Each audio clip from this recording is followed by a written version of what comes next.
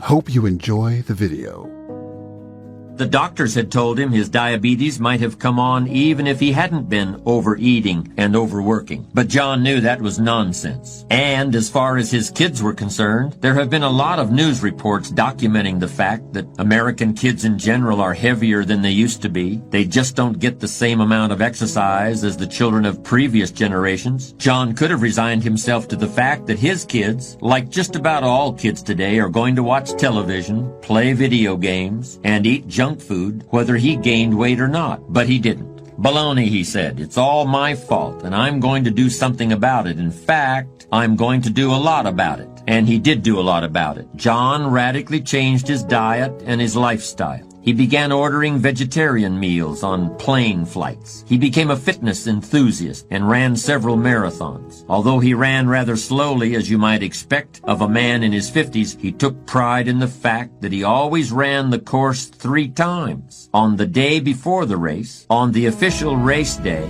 and again on the day after. Instead of opening a clothing store for overweight children and using his own kids in the advertisements, he consulted a behavioral psychologist who helped him devise a system of financial rewards for his children that helped motivate them to bring their weight down. A system that taught them something about money at the same time. John is now in significantly better physical shape, is entering his final year of law school, and is negotiating with several companies to market his behavioral science techniques for reversing juvenile obesity. Sooner or later, all of us face situations in which we must decide whether to accept responsibility for a problem or look for ways to avoid responsibility. Assuming that you have in fact done something that has caused a problem of some kind, let's look at the various options and decisions that are now open to you. First, there's the role played by intention. In other words, was the outcome of your action what you intended it to be? And if it was not, should you still accept responsibility for that outcome? This is a very serious issue in the way we think about responsibility in our society. In many areas of criminal law, for instance, the intention to commit a crime must be present in order for the accused to be held criminally responsible. This intention is something quite different from mere negligence. If you leave your garden hose lying across the sidewalk so that the mailman trips over it and breaks his leg, you may be held responsible in a civil suit, but you would not be prosecuted as a criminal in the way you would be, for instance, if you had used a weapon in a robbery or an assault. But we don't have to enter a courtroom to see the important role intention plays in accepting responsibility ourselves or assigning it to others. Don't you remember when you were a kid and you left the screen door open so that the cat ran outside and was lost all afternoon?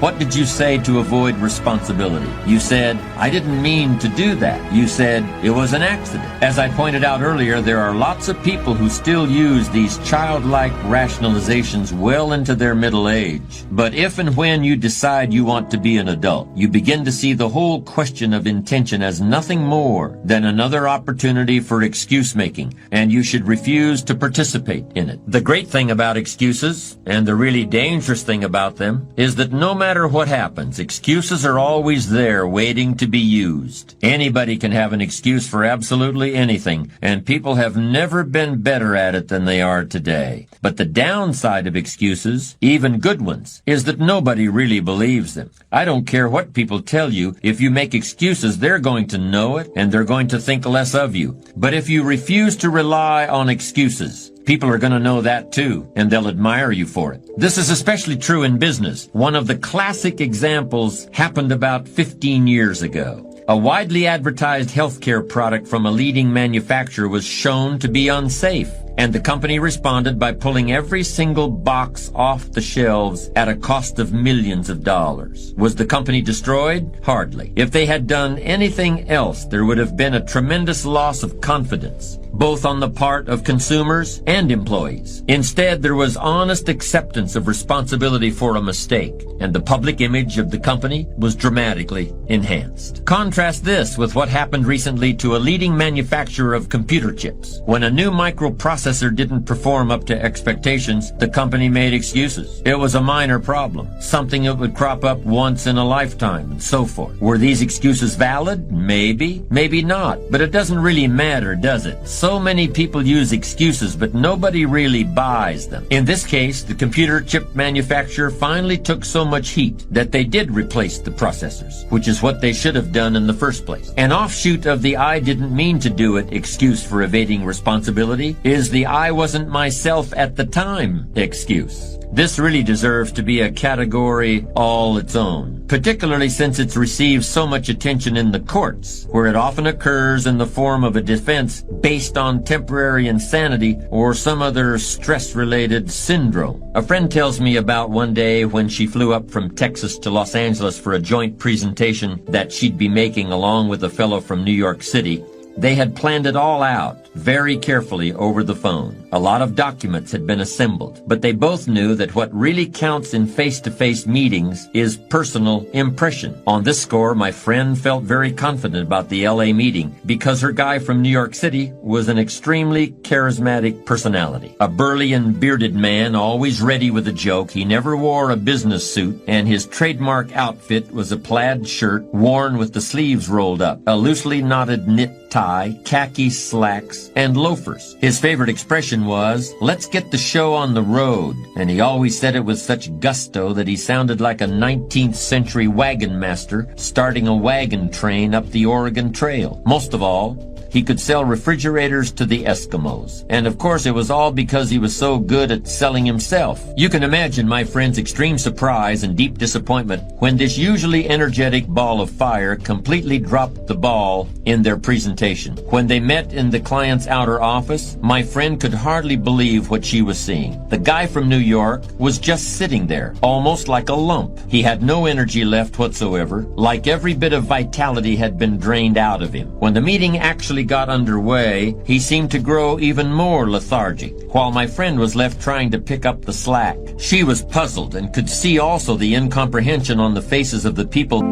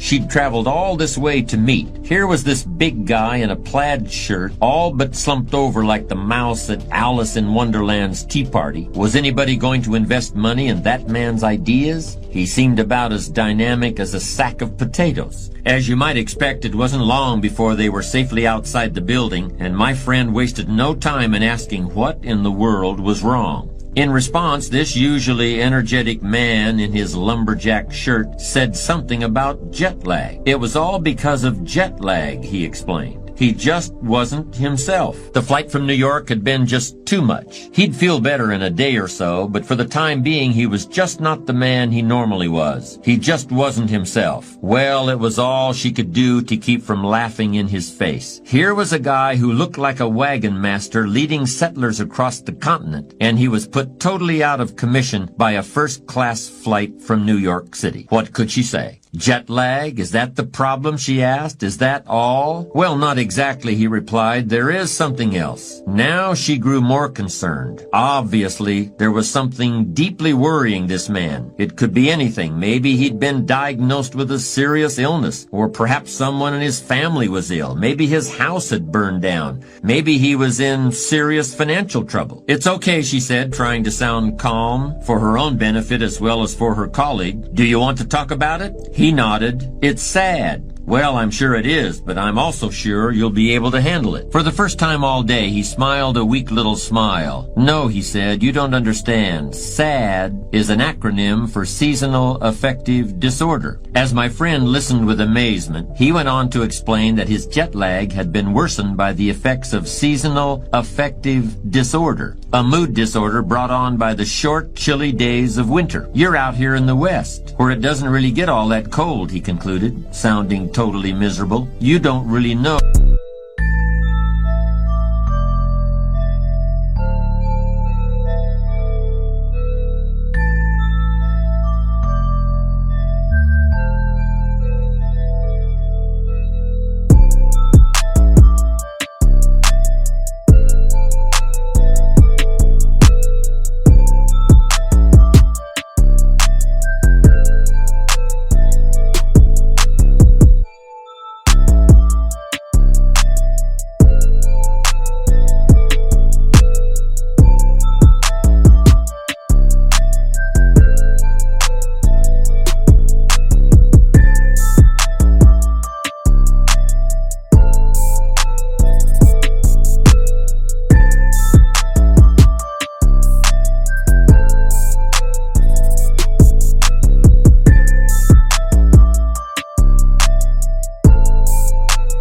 What it's like. Of course my friend knew what it's like. We all know what it's like, and what it's like is excuses, evasion of responsibility, acting like a child, refusing to grow up. You can call it jet lag or sad or whatever you want, but it doesn't really matter what you call it. My friend wanted to tell him what she really thought of his psychobabble, but she knew what the class move really was here, and she wanted to make the class move because she wanted to be a strong character. And remember, a strong character assumes responsibility. If you want to be a leader, you must choose to assume responsibility for whatever happens on your watch. Don't worry about it, she said. I should have been ready to carry the meeting by myself. Next time, I'll be better prepared. Then she caught a cab back to the airport. Thank you for watching our video. Check out our other motivational videos that will help you turn your life in positive direction.